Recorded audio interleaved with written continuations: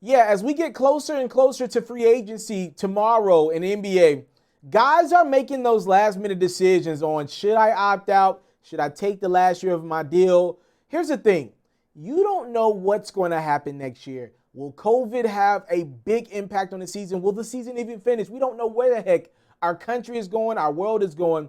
So a lot of guys, more than I thought at least, they're opting out of these deals and saying, you know what? I'll take my chances with the market this year. I'll try to go collect as many coins as I can get right now. And hopefully, I lock myself in on a multi-year deal just in case the cap tanks under next year, because it didn't tank under this year like a lot of people expected.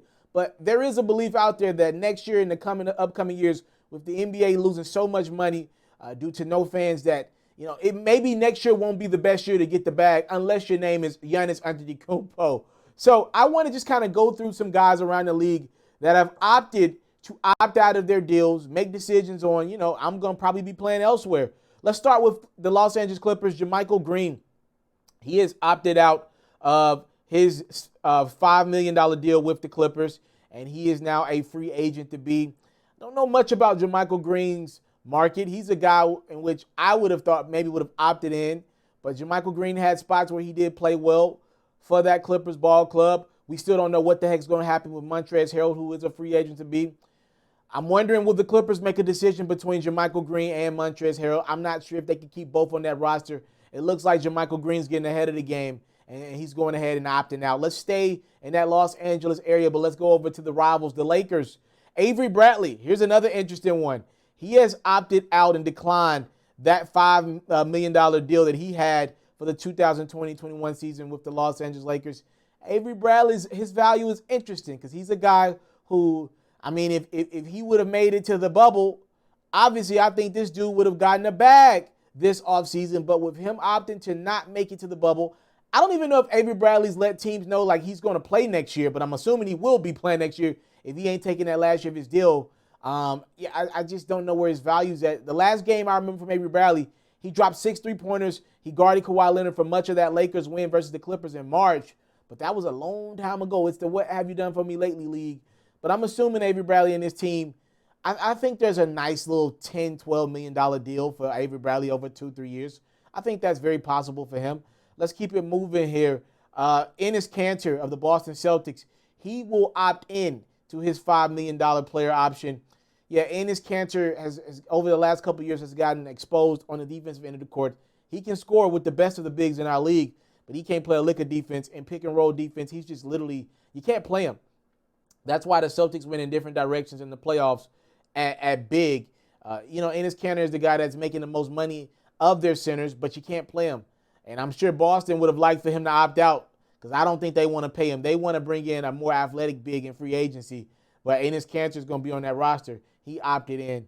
Let's keep it moving here. JaVale McGee, we're going right back to the Lakers, another big man. JaVale McGee will exercise his 4.2 player option. Not a good market for JaVale McGee because he didn't play much for the Lakers. I think his value he got devalued a lot for the Lakers this year. He would start games, play the first 6 minutes. Maybe he checked back in the third quarter, but we didn't see a lot of JaVale McGee. He literally would play the first quarter, get a little run in the second quarter, not much. But then the Lakers would kind of go small ball throughout the rest of the game. Start him in the third quarter, give him 4 or 5 minutes, and then we don't see him again. The Lakers were rolling with AD at the big, sometimes Dwight at the big, just different combinations that did not include JaVale McGee. I think he's doing the best thing for him. It looks like JaVale's getting really big into the vlogging world. He's got another year in LA to vlog and do whatever he wants to do. He exercises his player option for $4.2 million. He might be on the move, by the way, if the Lakers get off to a rough start, which I'm not expecting, but he could be on the move. We'll get back to the Lakers in a second. The New York Knicks, they were full throttle today. They had themselves a big day. They declined their team option on Bobby Portis, $15.7 million he won't be getting. They waived Taj Gibson and Alfred Payton. Taj was owed about $10.3. Alfred Payton was owed about $8 million. So they'll pay them some of that money, but for the most part, they're free of that. The Knicks actually went into today and they cleared up about $40 million in cap room. Now, they just ended up making a deal with the Utah Jazz. They brought in Ed Davis, so a little bit of that cap is gone now, but they still got a lot of cap room. What the Knicks are trying to do, and I love it, You know, they got Thibodeau in there and Leon Rose in there, and they're getting to work in New York. What they're trying to do is just set a new tone and culture in New York.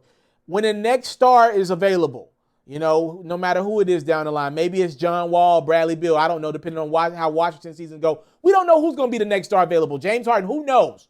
When the next star is available, they're trying to compile assets. So in that trade with the Utah Jazz, essentially what the Knicks are saying is whatever team wants to give us a player that's on a short deal, we'll take in that cap room. Utah's trying to re-sign Donovan Mitchell, Rudy Gobert to long-term deals. They got Jordan Clarkson right now that they're trying to re-sign. They're trying to get rid of cap. The Knicks are like, hey, we'll take some of that cap as long as it's a short-term deal. Give us that cap. We'll take it on, but we want picks to come in as well. The Jazz have to give up a couple of their picks, but they're getting rid of a deal in Ed Davis that they don't want, right? So that's the nature of where the Knicks are going. Love it, love it, love it. And they're putting themselves in a position when another free agent comes along, they'll have the assets, the picks, the cap room to bring in maybe a guy like a James Harden or John Wall, whomever comes available. Now, I want to end this one back in LA. I know we've kind of went back and forth with the Lakers. Quinn Cook, this was a shocker to some. Not a shocker to me, though. Quinn Cook was waived by the Los Angeles Lakers earlier today. He had a non-guaranteed deal, so he'll get $1 million of the $3 million that he was owed next year. But the Lakers have gotten rid of Quinn Cook. Here's why this one is interesting. Quinn Cook was a LeBron guy. So Quinn Cook and Jared Dudley were two of LeBron's closest teammates on that Lakers team this year. As a matter of fact, in the bubble, those are the guys that he kicked it with, played Madden with a lot of his time with, was those two guys. You know, Quinn Cook, you know, LeBron picks and chooses who's his friends. And Quinn Cook was one of his guys. You know, outside of Anthony Davis, a lot of those guys on that bench, LeBron wasn't the closest with, like you would have thought. He wasn't that close with Danny Green, so I've heard. You know, he was really close with DeMarcus Cousins, but DeMarcus Cousins was let go midway during the season. So I'm just looking around at that Lakers squad, and I'm like, yo, who are the LeBron guys? Are they going to bring back Jared Dudley? I don't know. But again, if you're a Laker fan, I'm sure if LeBron really wanted Quinn Cook back, he could have got what he wanted. The thing that happened to Quinn, and I interviewed Quinn Cook last year right before the season, what happened to him is simple. Alex Caruso took his minutes. And the Lakers want to keep Caruso around. You want to keep just that tone and that definition of that bench. And a lot of nights it was started by Rondo or Caruso. You know, I mean, you can't pay Quinn Cook $4 or $5 million a year. He ain't playing. And Caruso's worked his behind off from the G League on up. And he's on a minimal deal. Some had to give. And if the Lakers are going to keep Caruso, they had to get rid of Quinn Cook. He wasn't playing. I hate it. It's the business of the NBA, but it is the right move by Rob Pelinka. A lot of people ain't going to like some of the moves by Rob Pelinka, but I love it. I love what he's doing. You know, take emotion out of it. I'm a Laker guy. He is making the right moves. It's tough business, but it is the right move to get rid of Danny Green. In my estimations, to go get a guy in Dennis Schroeder, it was the right move, and this one seems to be the right move as well. And I like Quinn Cook personally, but hey, man, he didn't ball out. A little too much social media, not enough basketball. You know, y'all let me know what y'all think about some of these moves thus far. Free agency tomorrow. Get ready. I'll obviously be all over the place. Cannot wait to see you on this platform around 6 p.m. What y'all think is going to be the move that shapes free agency? Let me know in the comment box below. I'm out.